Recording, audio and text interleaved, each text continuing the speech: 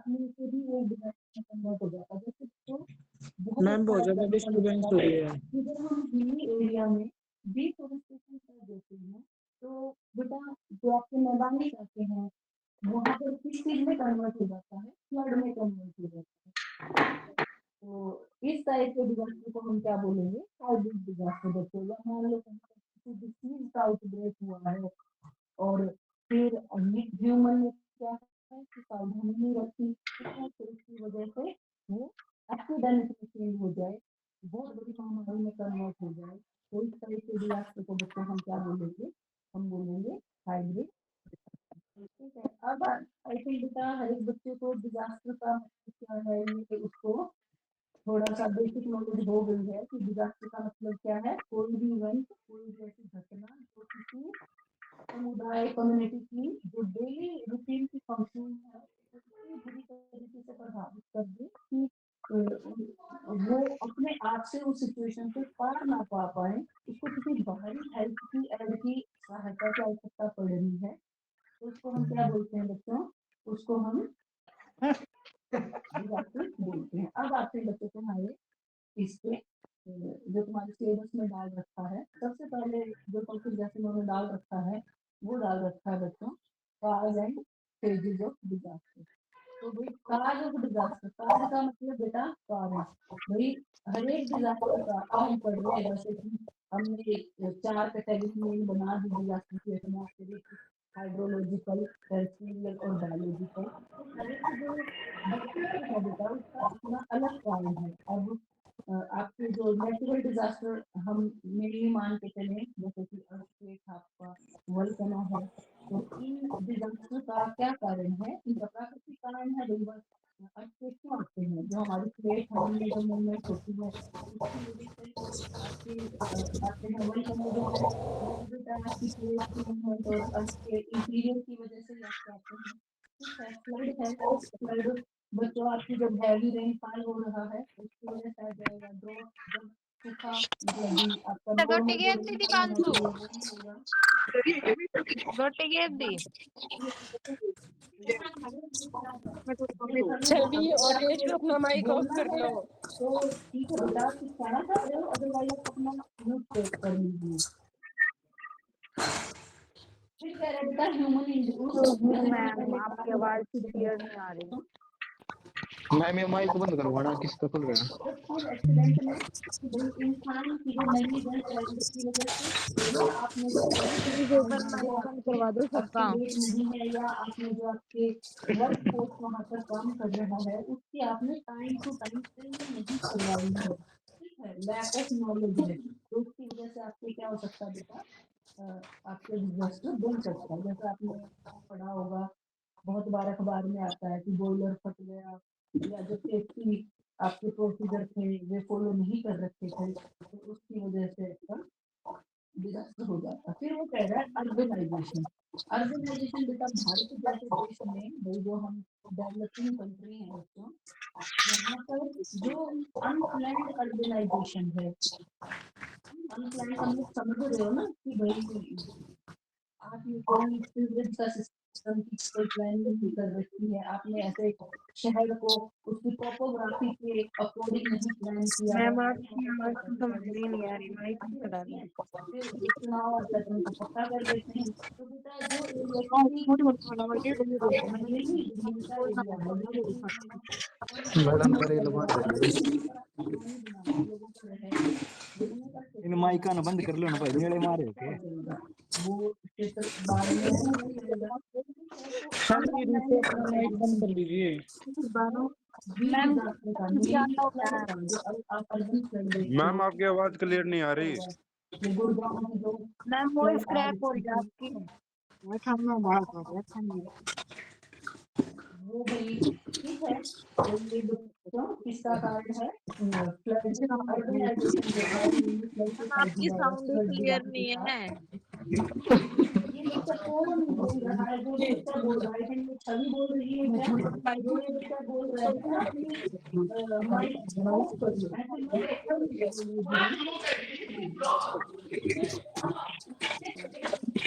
फिर कह रहा है बेटा डिफोरेस्टेशन, डिफोरेस्टेशन जो है वो हिली एरिया है दोस्तों, बहुत बड़ा कारण बनता है, क्या कहते हैं फ्लड का।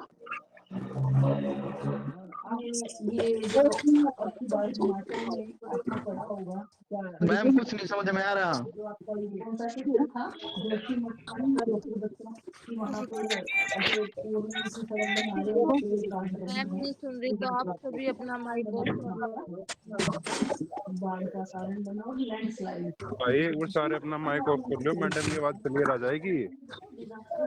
ये आता है आज के टाइम पे, अगर हम आज कल जो हम देख रहे हैं दिल्ली और एनसीआर की जो सिचुएशन है वो कोविड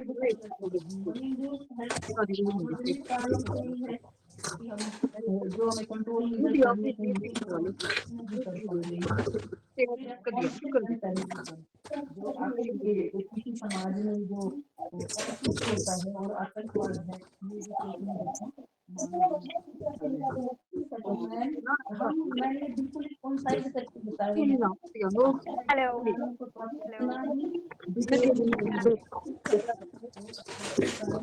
प्राकृतिक ऐसे डिजास्टर है वो तो देखो सारे डिटेल में जो मानव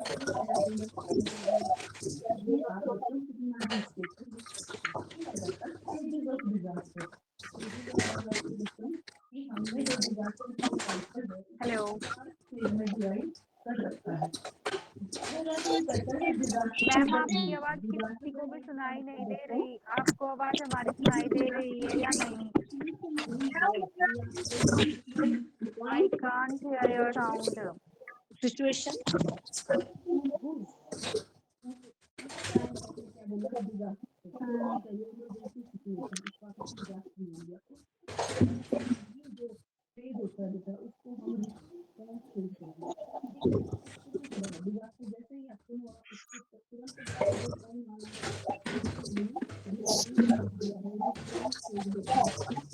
जैसे ही है जाने के लिए हमारा रिस्पॉन्स कैसा रहता है। रिस्पॉन्स के बाद बहुत सारी जो रिकवरी भी बहुत सारी जो रिहेबिलिटेशन भी बहुत रखते फिर इन्वेस्टिगेशन। मैम कुछ भी समझ नहीं आ रहा। प्लीज अपना माइक ऑफ कर लो ताकि मैम की आवाज क्लियर आ जाए। तो है नहीं कि हम सारे डिजास्टर को होने से रोक देंगे। क्या कहते हैं बहुत सारे डिजास्टर को बच्चे इंसान का कोई कंट्रोल ही नहीं है, वो अक्सर ही होंगे। अगर हम साइक्लोन की बात करें, सुनामी की बात करें, हम इंसान का उसमें कोई रोल है नहीं, वो तो मतलब नेचुरल काज ही है। और जिन क्षेत्रों को तो हम मिटिगेशन मतलब उनको होने से रोक तो नहीं सकते हैं, तो उसके लिए प्रिपेयर्ड है। कम से कम हमें इकोनॉमिक जो है आपका मान और बचो, तो उसके लिए हम तैयारी करेंगे। अब हम सबसे पहले देखिए बच्चों रिस्पॉन्स फेज को। जो आपका रिस्पॉन्स फेज होता है वो कह रहा है कि जो आपने तैयारियां की हैं उन सारी तैयारियों को एक्शन में रखने का जो समय है रिस्पॉन्स फेज बोलते हैं। रिस्पॉन्स फेज में उन्होंने कहा कि हमारी कैसे एक्टिविटी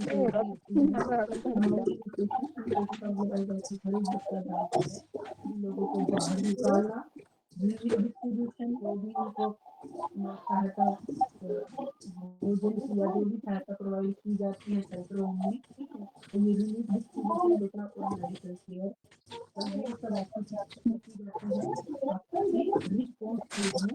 सबसे पहले तो जो तो जो लोकल गवर्नमेंट होती है सबसे पहले तो बड़ी सहायता कौन होती है। भाई ये गाने फिर सुन लिए, आराम से फुर्सत में माइक बंद कर ले। उसके बाद ही आपकी बाहरी सहायता पहुंच रही होती है। जो है उसको हम पहले तो क्या करते हैं वार्निंग, लोगों को वार्निंग उसके बाद भी या भी जैसे पंजाब में लोगों को वार्निंग दी जाए अपना माइक ऑफ करवा दो। कोई नहीं सुन रहा ना मैम, सुन रही ना कोई बच्चे सुन रहे हैं। मैडम जी आवाज क्लियर नहीं आ रही आपकी। पर पहुंचाया ठीक है। उसके बाद बेटा सर्च एंड रेस्क्यू, जो लोग आयुषु छवि माइक ऑफ कर लो या फिर बर्तन बाद में साफ कर लियो। सर्च कर रहे हो और ओहो मोटी बोली। सब बता रही, तो वो जो हो जा। प्रोसेस कर रहे हो वो आपके किसमें आते हैं, रिस्पॉन्स फेज। मोटी भी आड़ी थी। बेटा रिकवरी फेज, रिकवरी फेज भाई आपने उस टाइम पे तो रिस्पॉन्स कर दिया है, लोगों को बचा लिया है, उनको सेफ प्लेस पे भी पहुंचा दिया है, अब वो रिकवरी करेंगे, मतलब back to their normal life. उस जो स्टेप है उसको हम क्या बोलते हैं बेटा, रिकवरी। तो जो रिकवरी है उसको हम दो टाइप में डिवाइड कर सकते हैं, short term recovery and long term recovery. Short term recovery का मतलब बच्चों क्या है, शॉर्ट टर्म रिकवरी का मतलब है कि भाई आपने उनको रहने के लिए जैसे स्कूल जैसे क्षेत्र में आपने भेज दिया है, उनकी डेली रूटीन चल पड़ी है, उसको हम बोलते हैं शॉर्ट टर्म रिकवरी। और लॉन्ग टर्म रिकवरी का मतलब क्या होता है कि भाई वहां पर मान लो कि कोई हॉस्पिटल था, स्कूल की बिल्डिंग थी, गिर गई, आपने दोबारा बनाई है, आपने जो इंफ्रास्ट्रक्चर था बच्चों उसको आप डेवलप कर रहे हो, वो होती है लॉन्ग टर्म रिकवरी। और उसको बनाने में बहुत दिन भी लग जाते हैं। ठीक है, तो पहली तो बात कह रहे थे जो रिकवरी फेज है बेटा वो सोसाइटी पे भी डिपेंड करती है कि भाई सोसाइटी में क्या कहते हैं कितनी एबिलिटी है रिकवर करने की। आपको सरकार भारती से माइक कितनी बंद कर ले। मिली होती है, हेल्प मिली होती है, उस पर भी डिपेंड करती है। ठीक है, तो ये आपका रिकवरी फेज चल रहा होता है। भारती माइक बंद कर रिकवरी के लो, बाद आवाज आ रही है आपकी। मिटिगेशन फेज, मिटिगेशन फेज का मतलब क्या बेटा, मिटिगेशन फेज का मतलब है उसको होने से रोकने के लिए क्या कर रहे हो। जैसे कि मैम बेटा आपकी वॉइस बिल्कुल भी सुनाई अब नहीं दे हमें रही। पता है कि ये जो आपका हिमालयन क्षेत्र है, अब हम देख रहे हैं यहाँ पर क्लाउड बस्ट की कोई सिचुएशन सुन ही भी नहीं हो रहा है रही यहाँ है, पे। और बेटा ये बाढ़ भी आ रही है, मैम तो आप आवाज नहीं आ इसको रही रोकने आपकी। के लिए क्या कर रहे हो। ठीक है, भी आपने डिफोरेस्टेशन को कंट्रोल कर दिया है, या आपने कोई भाई डैम मैम बनवा हमारी लिया आवाज है, ना इस सुनती हो। तरीके से जो हम कार्य करेंगे उसको हम क्या बोलेंगे, मिटिगेशन थोड़ा बढ़ के नहीं सुन रहे मैडम समझ की ही नहीं तरफ। आ रहा फायदा क्या हो रहा है इसमें, कुछ भी नहीं है। अरे भाई एक जनो मैडम कन फोन कर दो मैडम स्वाद कन। लो स्वाद में कैसे निकल हो जाओ ये बीच जाएगी में मैम की देख आवाज लिया। में किसी के पास। आवाज नहीं आ ये जो भी स्टूडेंट रही। भाई मैडम बोल मेरा रहे फोन हैं कर तो गया इनका तो अगर मैडम कोई तेरी अर्जेंट आवाज काम नहीं है तो आंदी। अपना खुद ही म्यूट कर लीजिए। आप ऐसे बीच में क्लास को डिस्टर्ब मत करिए, आप भाई ऐसे मैडम बात की करिए आवाज जैसे ना आ रही है, बातचीत बड़ी तो कर रहे चिंता हो। होगी मैडम ने। वो दूसरे की ना सुनती इतना रोला नहीं। एक एक करके बोलो तब सुनाइए। तो दूसरा का माइक ऑफ होगा जब आप एक एक करके बोलना है। ये इनके किए के बाल द्रोह किए के मुंह हो रहा है। ये जो दीपक बच्चा है भाई, आप अपना फोन म्यूट करें, अदरवाइज आप क्लास छोड़ के जाइए। मैम आप अपनी साइड से एक बार सबके माइक ऑफ कर दीजिए।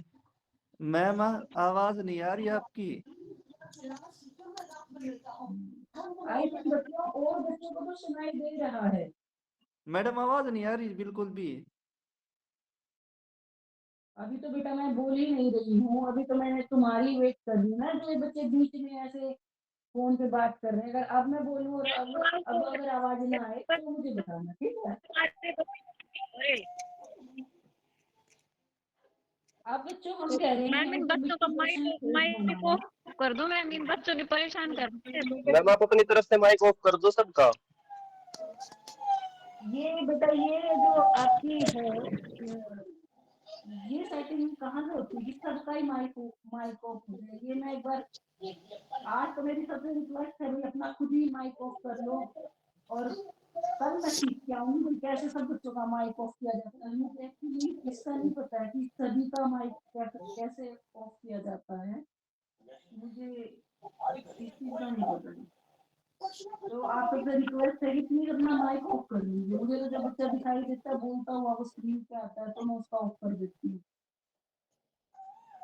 ठीक है, अब अगर मेरी आवाज ना आए किसी बच्चे को तो मुझे बताइएगा।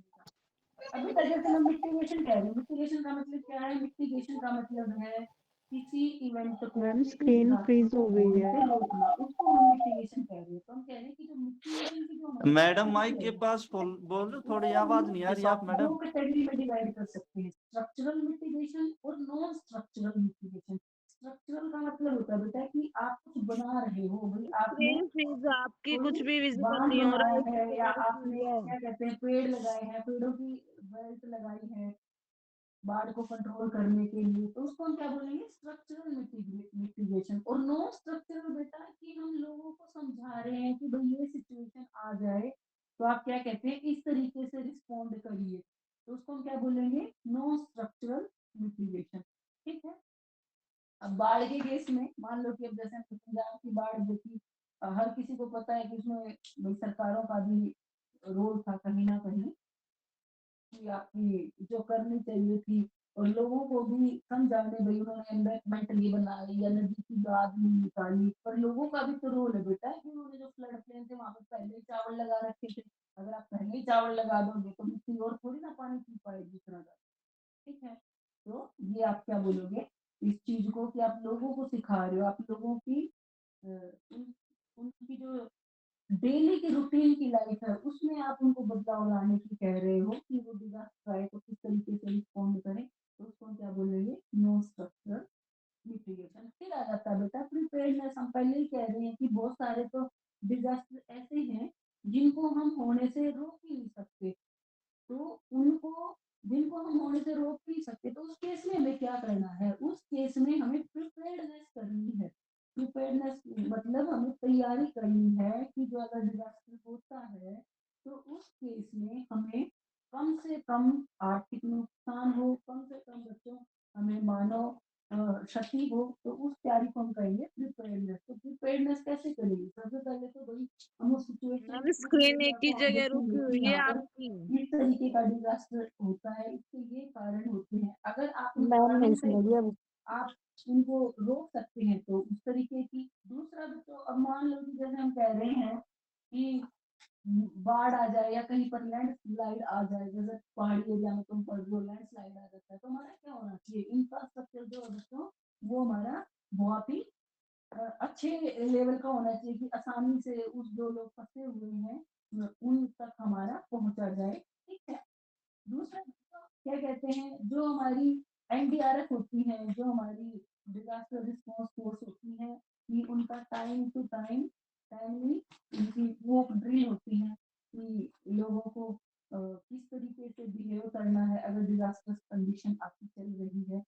फिर है एक इमरजेंसी ऑपरेशन प्लान को डेवलप करना कि अगर इस सिचुएशन में इमरजेंसी आ जाए तो हमें क्या करना है, उसको हम क्या बोलते हैं इमरजेंसी ऑपरेशन प्लान बनाना। जैसे हमारे यहाँ पर बच्चों को मैंने देखा था जब एक बार पाकिस्तान और भारत का अभी कुछ महीने पहले हुआ था, तो लोगों को बता रहे थे ना कि तुम्हें इस तरीके से बिहेव करना है, तो ये हमारा क्या हो जाएगा, ये हमारा प्रिपेयर्डनेस फेज हो जाएगा। तो जो हमारा डिजास्टर है उसको हमने 4 फेजेज में डिवाइड किया है। डिजास्टर के हमने 4 फेज क्या क्या बोले हैं, डिजास्टर डेवलपमेंट तो हर एक बच्चे को पता है कि वो तो हो गया, उसके बाद तुरंत बाद जो होता है उसको रिस्पॉन्स फेज कहते हैं, जिसका मेन उद्देश्य लोगों की जान बचाने का है।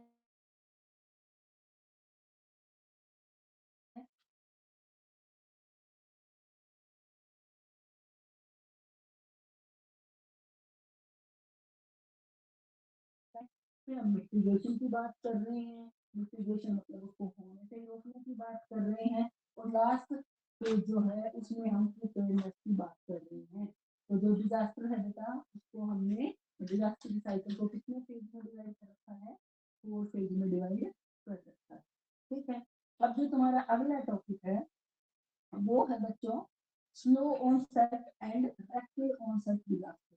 तो जो स्लो ऑनसेट डिजास्टर है उसका मतलब क्या है, स्लो ऑनसेट डिजास्टर का मतलब है बच्चों कि आपका जो डिजास्टर बहुत धीरे धीरे से अक्कर होता है उसको हम स्लो ऑनसेट डिजास्टर कहते हैं, और रैपिड ऑनसेट मतलब तो एकदम से अचानक से हो जाता है उसको हम क्या बोलते हैं रैपिड ऑनसेट डिजास्टर बोलते हैं। कोई भी बच्चा मेरे को एक रैपिड का एग्जांपल और एक स्लो का एग्जांपल बता सकता है, बता सकते हैं? चलो पहले रैपिड का बताओ, रैपिड डिजास्टर कौन सा है, कोई भी बच्चा बताए मुझे जो बिल्कुल एकदम अचानक से ही हो जाता है। अर्थक्वेक मैम रैपिड का। क्या बोला बेटा आपने, अर्थक्वेक जल्दी भूकंप। जैसे कि बच्चों अर्थक्वेक, शायद इस बच्चे ने अर्थक्वेक ही लिया था ना, जैसे कि बच्चों अर्थक्वेक। या मैम और स्लो अर्थक्वेक रैपिड होएगा। स्लो ऑनसेट बच्चों जैसे किसी भूमि का बंजर भूमि पर जाना, ठीक है। तो वो जो बंजर भूमि बन रही है ना, डेजर्टिफिकेशन, मरुस्थलीकरण जो हम कह रहे हैं, वो एक क्या है बच्चों, स्लो ऑनसेट डिजास्टर है, ठीक है, कि वो बहुत धीरे धीरे चल रहा होता है। तो जैसे नाम ही दिखा रहा है बेटा, रैपिड ऑनसेट मतलब एकदम तुरंत अचानक से हो गया, वल्कनोग्रस्त हो गया, अर्थक्वेक आ गया, ठीक है।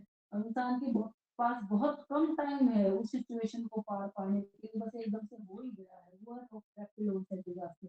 और स्लो ऑनसेट बच्चों कि जिसमें हमें पहले कुछ ना कुछ चेतावनी मिल रही होती है और हमारे पास एक्शन करने के लिए कुछ ना कुछ टाइम होता है, उसको हम क्या बोलते हैं बेटा, उसको हम बोलते हैं स्लो ऑनसेट डिजास्टर बोलते हैं, ठीक है।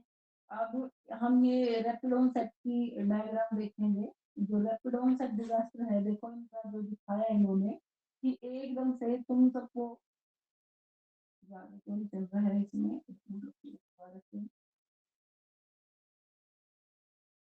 दोबारा से दिखाते हैं कि इसमें चल नहीं रहा है।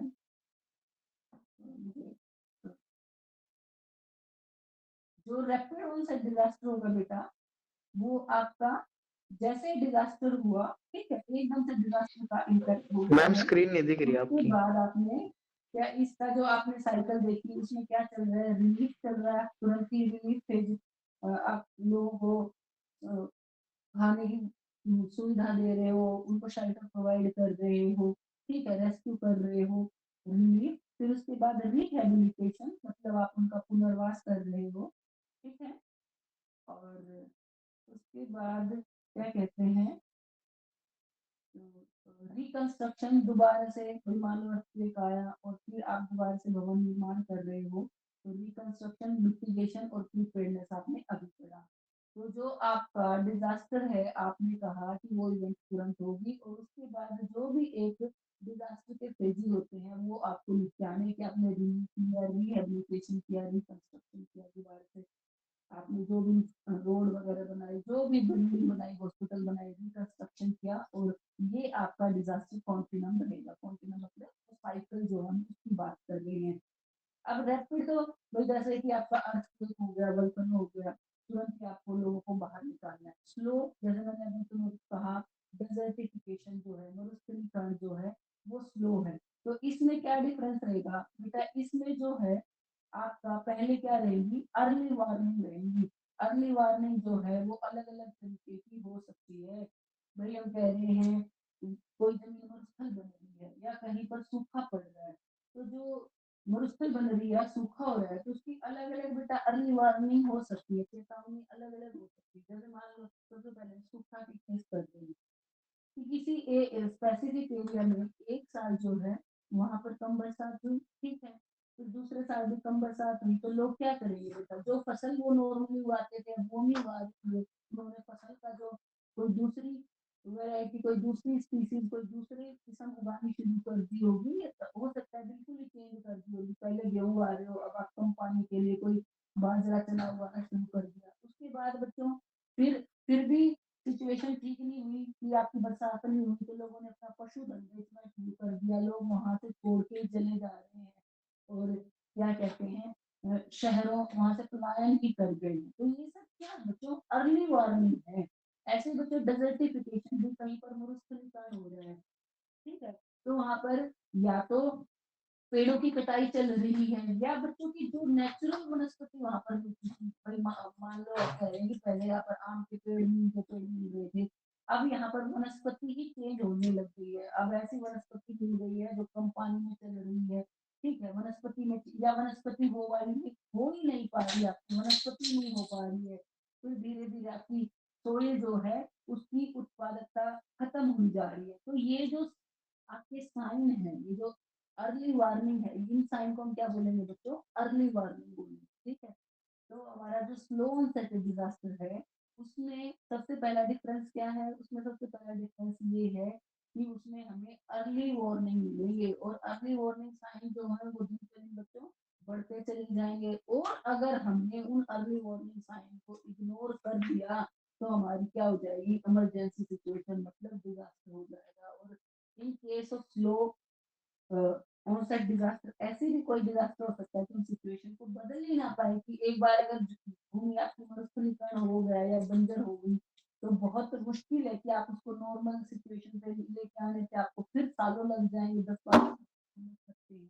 ठीक है, तो in the case of slow onset disaster आपको अर्ली वार्निंग को ध्यान देना है, और अगर आपने समय रहते उन वार्निंग्स पे काम कर दिया तो आप सिचुएशन को रिवर्ट भी कर सकते हैं, हम नॉर्मल सिचुएशन पे दोबारा से जो आपकी नॉर्मल कंडीशन है उसको भी लेके आ सकते हैं।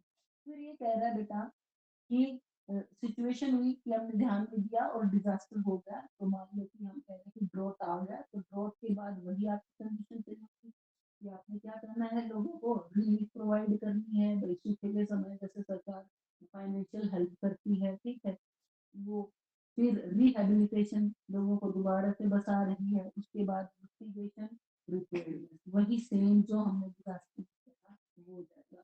तो जो भी बच्चा अगर तुम्हारा ये टॉपिक पेपर में आता है तो बच्चों आपको स्लो और रैपिड में मेनली आप और सारे स्टेप्स नहीं रखनी है, आपको अर्ली वार्निंग भी आपको क्या करना है, अलग करना है। तो नाम से लिखा रहा है स्लो मतलब धीरे धीरे डिजास्टर होगा, और रैपिड मतलब एकदम से आपका एकदम से अचानक से हो जाए। अगला जो टॉपिक है बच्चे तुम्हारा वो है आपका ये nature and response to geo hazard. Nature मतलब वो किस तरीके का आपका डिजास्टर है, और रिस्पॉन्स उस समय हम क्या रिस्पॉन्स दे रहे हैं। वही जियोलॉजिकल हैजार्ड का मतलब क्या होता है, जियो मतलब अर्थ, ठीक है, जो पृथ्वी से जुड़े हुए हैं, ठीक है, उसके हैजार्ड को हम क्या कह रहे हैं, जियो हैजार्ड। सबसे पहला बेटा अर्थक्वेक, तो अर्थक्वेक की नेचर क्या है, इंस्टेनियस मतलब एकदम अचानक से, रैपिड ऑनसेट डिजास्टर है, ठीक है, इसमें shaking of the earth surface, कंपन धरती में आपको फील होगी, ठीक है, और मोस्ट ऑफ द टाइम में अर्थ के आज के समय जो क्षेत्र है बेटा वेल डिफाइंड है, कि क्या कहते हैं, पहले ही ये पता लगाया गया है कि इन क्षेत्र में आज के टाइम पे सबको पता है कि इन क्षेत्र में क्या आ सकते हैं, आपके भूकंप आ सकते हैं, ठीक है।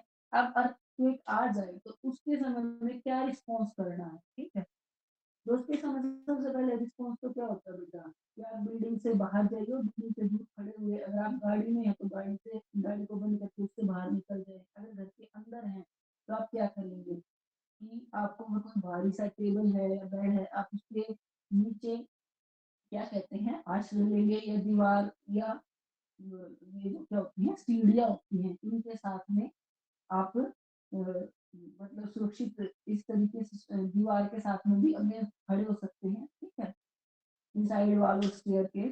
उसके बाद बच्चों कि क्या कहते हैं, आपको जब अर्थक्वेक आ जाता है तो उसके तुरंत बाद ये नहीं कि आपने गैस स्टोव ऑन कर दिया या कोई इलेक्ट्रिक स्विच ऑन कर दिया, हो सकता है कि उस टाइम उसमें कुछ गड़बड़ी आ जाए, तो वो नहीं करनी चाहिए, मैड रश नहीं करनी चाहिए, मतलब ऐसे भागने की तुरंत जल्दी में जैसे इस तरह की कंडीशन हो जाए, ये नहीं। अगर आपके घर में एनिमल है तो क्या करना चाहिए बच्चों, उनको फ्री कर देना चाहिए, ठीक है, और लिफ्ट का यूज नहीं करना चाहिए, कैंडल मैचेस ये सब तो नहीं करना चाहिए। वो जो सिचुएशन होती है ना, क्या बोलते हैं उसको, ड्रॉप कवर एंड होल्ड, जैसे आपको कोई भारी सा टेबल दिखा, पहले ड्रॉप नीचे हो जाइए, फिर अपने हेड को कवर कीजिए और होल्ड बने रहिए, ठीक है, तो ये आपका क्या रहेगा बच्चों, रिस्पॉन्स रहेगा। अब जो अगला जो आपका है, जैसे इन्होंने देखो जो ये रखा है कि ड्यूरिंग द, इसमें आप ऐसे अपने पेट्स को फ्री कर दीजिए, दिखा रखा है इन्होंने फोटो, इस तरीके से भारी सी टेबल के नीचे या किसी भी दीवार की बेंच पर जाइए।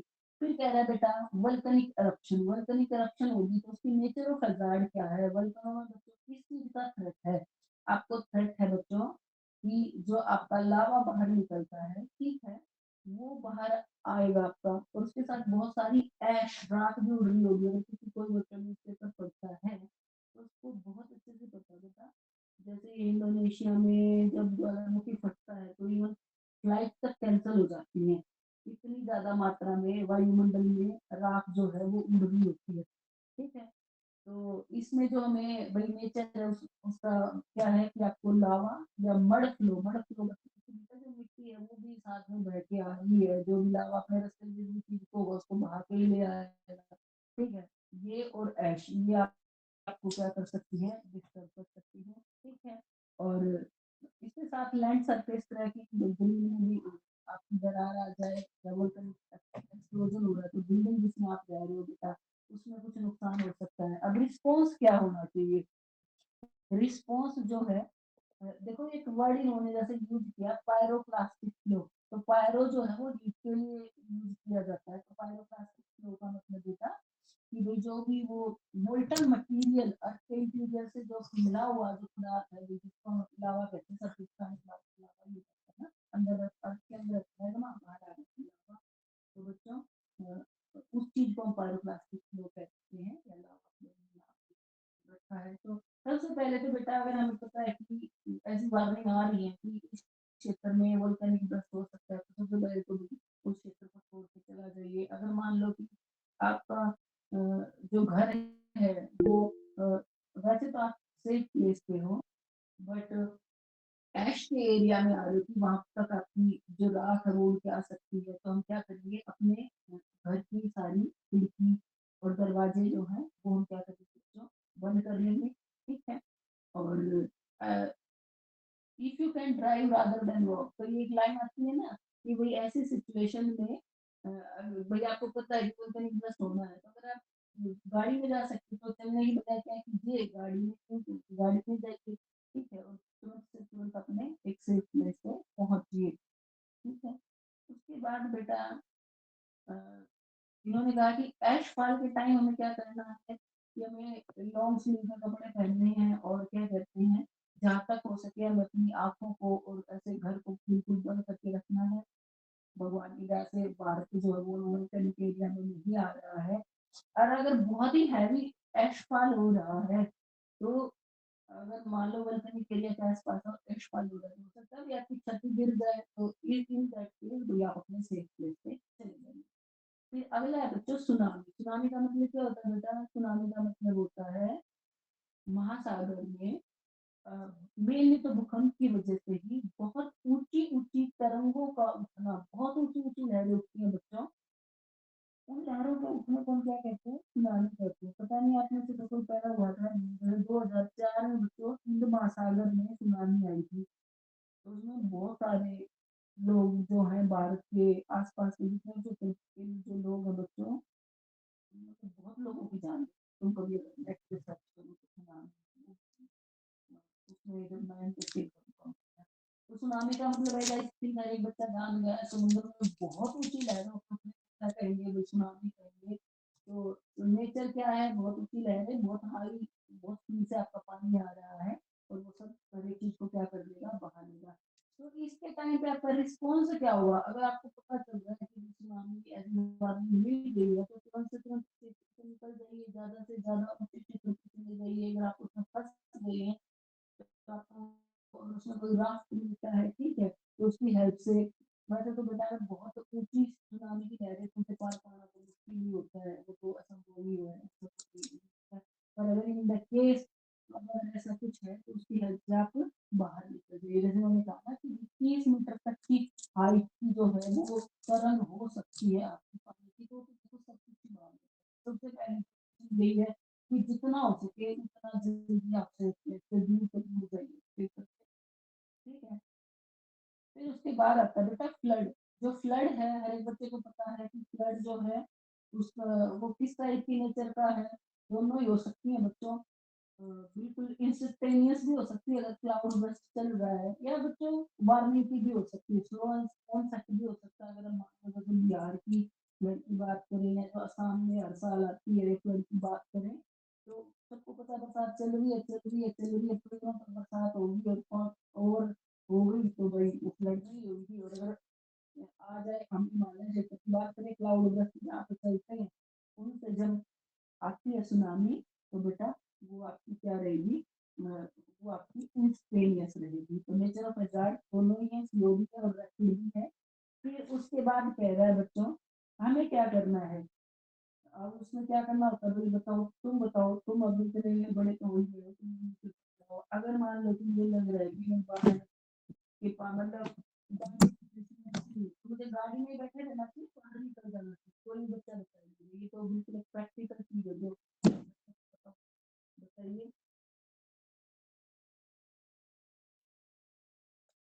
कोई भी बच्चा बता सकता है बेटा अगर ऐसी सिचुएशन होती है तो सबसे पहले हमें गाड़ी से बाहर निकल जाना चाहिए, ठीक है? कभी भी पानी वगैरह फंसता हो और गाड़ी के अंदर हो तो सबसे पहले गाड़ी से बाहर निकलो, ठीक है? और उसके बाद एक लाइन आती है कि आपको 6 इंच का जो पानी है ना वो भी आपको डुबा सकता है। अगर पीछे मान लो तेज बहाव से पानी आ रहा है, शुरू में आप 6 इंच मतलब समझ सकते हो बहुत ज़्यादा नहीं है, ठीक है? और इंसान सोचे और ये एक लाइन आती है कि 6 इंच का पानी भी आपको डुबा सकता है। आपको नहीं पता पीछे से कितना पानी आ रहा है, ठीक है?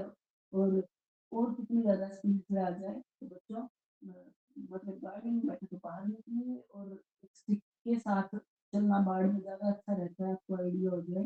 ये रिस्पॉन्स मैं तुम्हें कह रही हूँ बच्चों, और जहाँ तक हो सके उस एरिया को छोड़ के अपना सेफ प्लेस में पहुँचने की कोशिश होनी चाहिए, ठीक है?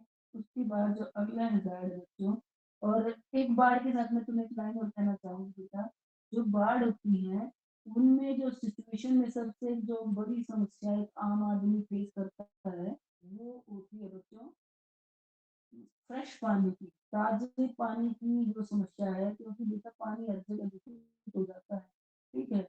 और फिर जितना आपको मतलब बाढ़ के बाद जितना बीमारियाँ होती हैं,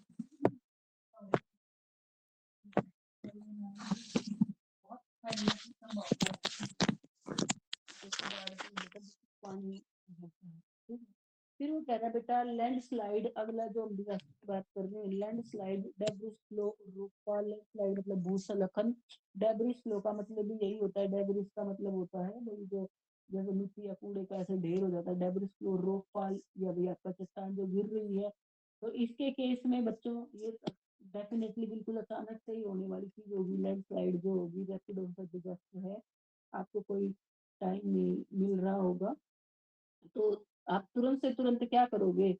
आप तुरंत से तुरंत बच्चों बाहर उस एरिया को छोड़ के और सेफ प्लेस में जाने की कोशिश करोगे। अगर आप उस क्षेत्र के हो तो बच्चों आपको जिन रास्तों का पता है उन्हीं पे जाना चाहिए, नए रास्ते नहीं लेने चाहिए। जो पहाड़ी एरिया में रहते हैं मेनली उनको एक ये बात भी आती है बेटा, जो इस एरिया से रहते हैं तो कहीं लैंडस्लाइड का पता भी चल जाता है कि उनको अनुमान हो जाता है कि यहाँ पे हो सकता है। अगर पेड़ टिल्ट कर रहा हो तब की बात आती है, एक ये लाइन भी आती है, अदरवाइज तो बिल्कुल रैपिड डिजास्टर बच्चों, ठीक है? और उसके बाद ये कह रहा है पैनिक नहीं होने की जरूरत होती है, क्योंकि अगर आप लैंडस्लाइड के केस में पैनिक हो रहे हो तो डेफिनेटली बहुत तो है कि आपको फिर इरिटेशन में ज्यादा ही टाइम लगेगा, ठीक है? जितना जल्दी हो सके आप बाहर जाइए। और लैंडस्लाइड के साथ अभी तक फ्लड भी जुड़ी होती है, अगर आप इस एरिया की बात करो, हमने देखी भी है ऐसी फ्लड, न्यूज़पेपर में शायद आप लोगों ने पढ़ा भी होगा कि लैंडस्लाइड आती है अगर वो नदी के क्षेत्र में आ जाए, वो भूस्खलन वो जो जितना भी लंबा आ रहा है वो नदी के रास्ते में आ जाए तो उससे क्या आ जाती है, तो फिर उस ऊपर के क्षेत्र में बाढ़ आ जाती है, नदी के पानी को जाने का रास्ता नहीं मिलेगा तो बाढ़ आ सकती है। और अगर आपके पास गाड़ी है तो अपनी गाड़ी का यूज करिए, उनसे प्लेस पे पहुंच जाइए, ठीक है? अब आपका अगला जो अगला है बच्चों, ये है ट्रेंड्स इन क्लाइमेटोलॉजी, हाइड्रोलॉजी और मटीरियोलॉजी। तो क्लाइमेट जो है इसको हिंदी में क्या बोलते हैं हम बेटा? जलवायु। और जो ये आपका मीटियोरोलॉजी है इसका मतलब बेटा वीदर से, ठीक है? मौसम। तो जलवायु और मौसम में बच्चों एक अंतर होता है, ठीक है? कोई बच्चा बता सकता है जलवायु और मौसम में क्या अंतर होता है? कोई भी आप में से कोई बताना चाहे जलवायु और मौसम में क्या अंतर होता है? मैम किसी रीजन की जलवायु तो एक जैसी होती है बट मौसम मौसम जो होता है वो चेंज होता रहता है।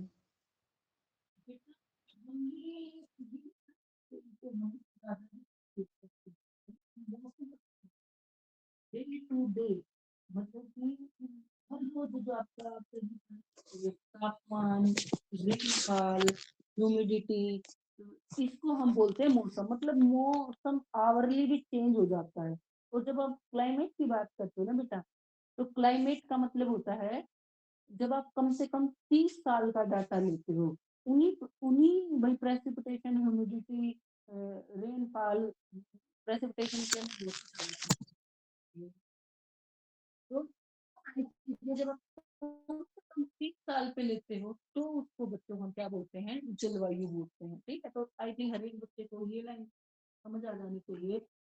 ट्रेंड्स का मतलब क्या हुआ बच्चों कि क्या चेंज चल रहे हैं। तो क्लाइमेटोलॉजी की जब आप बात करोगी, जलवायु की बात करोगे, तो आप मतलब एक लंबे डाटे की बात कर रहे हो। मैं ऐसे कह रही हूँ कि भाई मेरे यहाँ पर पहले दिसंबर में ठंड गिरनी शुरू हो जाती थी, अब मेरे यहाँ जनवरी के स्टार्ट में हो रही है, ठीक है। पर अगर जब मैं मीटेरोलॉजी की बात करूंगी तो मैं कहूंगी अब हर रोज गर्मी के मौसम में दिन का तापमान बढ़ता ही जा रहा है, ठीक है। तो वो जो आपकी मौसम विज्ञान है, मीटियोरोलॉजी है, वो डे टू डे हर रोज के जो मौसम में फर्क है उसको, उस ट्रेंड की हम बात कर रहे हैं। अब बेटा ये जो और टॉपिक है, मुझे लग रहा है ये मैं तुम्हें डिटेल में तो देखो कल ही सही पढ़ाना शुरू करूंगी। ट्रेंड्स इन क्लाइमेट में ये जो चल रहा था आपका अगला टॉपिक। अब अगर किसी बच्चे को कुछ पूछना है तो मुझसे पूछ सकता है, जैसे मैंने आज जितने भी 3-4 टॉपिक कवर करवाए हैं। वरना अदरवाइज मैं तुम्हें आज जो तुम्हारा टॉपिक है जैसे कार्ड एंड स्टेजिंग में, इसी में ही कुछ और डिटेल में मैम बताना जिस पीडीएफ से चाहूँ। आप पढ़ा रहे हो एक बार ये पीडीएफ प्रोवाइड करवा दो चैट बॉक्स में। चैट बॉक्स में ओके बेटा, इसमें जैसे कि बच्चों पता है मैं तुम्हें ना ये कल दूंगी बेटा। मैंने ना मैं इतनी टेक्निकल फ्रेंडली नहीं हूँ। मैं एक बार ये कल चीजें ना सीख लूंगी कि इसमें मैं ऐसे कैसे ओके भेजते मैम हैं, कोई बात नहीं, कल करवा देना ठीक है। मैं प्रोवाइड। तुम्हें कल दे दूंगी। और बेटा अगर किसी आई थिंक तो मैंने बहुत आसान से वर्डों में ही बताया है। और किसी बच्चे ने जैसे एमडीयू का जो आता है वो डिस्टेंस की लर्निंग का एक हिंदी में आ रखा है ना, उसमें तो शायद थोड़ा कम ही दे रखा है, बहुत ज्यादा चीजें तो नहीं दे रखी है। तुम्हें वो मिला है क्या स्टडी मटेरियल में? देखो मैं तुम्हें एक बार, यस मैम, और उसकी भी पीडीएफ है फोन में, हाँ हाँ नोट्स वो ऑनलाइन अवेलेबल नहीं है। पीडीएफ मैंने बेटा वही डाउनलोड की थी। यस मैम वही मिला है। हाँ उसमें तो बहुत सारी चीजें तो जैसे सिलेबस के अंडर दे ही नहीं रखी हैं। जो सिलेबस के टॉपिक है ना उनमें मैंने देखा था, सबसे पहले वही देखा था। वो हिंदी के अंदर है, वो इंग्लिश में तो नहीं है ना अच्छा? वो जो डिस्टेंस वालों का जो स्टडी मटेरियल है डिजास्टर मैम मैनेजमेंट का, इंग्लिश वो में इंग्लिश में नहीं है अवेलेबल नहीं बेटा। है मे बी। हम्म, हमें को यही लगे। देखो आज की जो क्लास है ना, जितने भी बच्चे आज ही क्लास अटेंड करके आए कर रहे हैं, उनको भाई एक चीज में तो बिल्कुल ही डिफरेंस, मतलब ऐसा रट्टा मार लेंगे भाई। आपके हैजार्ड में और आपके डिजास्टर में क्या डिफरेंस है भाई? हैजार्ड अर्थक्वेक आ गया रेगिस्तान में, कोई बिल्डिंग को नुकसान नहीं, कोई इंसान को नुकसान नहीं, तो वो क्या था? हैजार्ड था।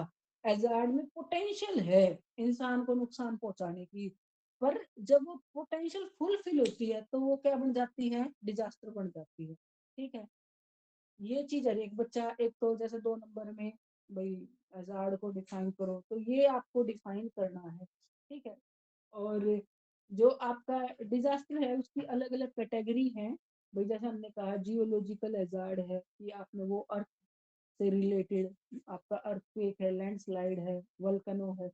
और दूसरी बात हमें ये कहनी है, जो डिजास्टर के आपने जो फेजेस की बात की कि मिटिगेशन और प्रिपेयर्डनेस। भाई बहुत सारे बच्चे जैसे हम मिटिगेशन कह रहे हैं कि होने से रोकने की बात कर रहे हैं, और प्रिपेयर्डनेस में भी हम वही बात कर रहे हैं भाई मेरे को कहीं ना कहीं प्रिपेयर होना है अपने उस चीज से। तो उसमें बिल्कुल प्रिपेयर्डनेस जो फेज है बेटा, उसमें हम लोगों की इन्वॉल्वमेंट भी कर रहे हैं। ये बातें बहुत ध्यान रखे कि भाई प्रिपेयर्डनेस कोई ऐसी चीज नहीं है हाँ भाई मैंने आज तैयारी कर ली अर्थक्वेक की और मैं उसके बाद 2 साल तक ऐसे ही बैठ नहीं। प्रिपेयर्डनेस बेटा कंटिन्यूअस चीज है जो आपको लोगों के माइंड सेट में भी बिठानी है कि भाई अगर मैं इस सिचुएशन में रहती हूँ तो मुझे इस तरीके से रिस्पोंड करना है। तो प्रिपेयर्डनेस जो चीज है बच्चों, मिटिगेशन में ठीक हम स्ट्रक्चरल नॉन स्ट्रक्चरल कर रहे हैं, तो जो प्रिपेयर्डनेस चीज है वो एक कंटिन्यूअस है। वो हम एक बार करके ऐसे छोड़ नहीं सकते अभी आज मैंने तैयारी कर ली अब चाहे कभी आए ना होना, ये वाला माइंडसेट हमारा प्रिपेयर्डनेस में नहीं होता। लोगों की इन्वॉल्वमेंट उसमें चलेगी। आप लगातार अपने इंफ्रास्ट्रक्चर को चेक कर रहे हो, लगातार जो आपके रिलीफ फोर्सेस हैं उनको बेटा एक्शन में डाल रहे हो कि हाँ ऐसी सिचुएशन हो जाए तो हमें इस तरीके से करना, ठीक है। और जो आपका मैंने आज ये नेचर करवाया, नेचर ऑफ जी आजादी, ये तो हम सारे ही डिटेल में पढ़ेंगे। अर्थक्वेक सुनामी तो मुझे लग रहा है इनको बहुत डिटेल में नेचर का क्या ही बताना है, वो तो बिल्कुल ही डिटेल डिटेल में हमें पढ़ना ही है, ठीक है। आई होप बच्चों आज के लिए इतना ही। अगर किसी बच्चे को कोई क्वेश्चन पूछना है कुछ भी ये, और मैं आपको बच्चों पीडीएफ जो है कल मैं आपको शेयर कर दूंगी, ठीक है। कल हम इस टॉपिक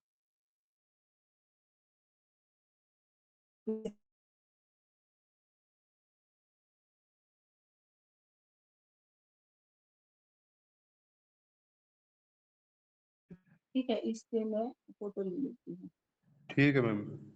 हाँ। एक बार डाल दी, दोबारा डालनी है या बस एक बार बहुत है? नहीं नहीं बेटा, एक बार ही बहुत है, क्या करते हैं इसके तो वैसे फोटो ले लेते हैं। ठीक है मैम। ठीक है बच्चों। Okay, thank you ma'am. Okay बच्चों, कल हम मिलेंगे भाई यही आपके 7 बजे ही, ठीक है बेटा। Okay ma'am. Okay ma'am.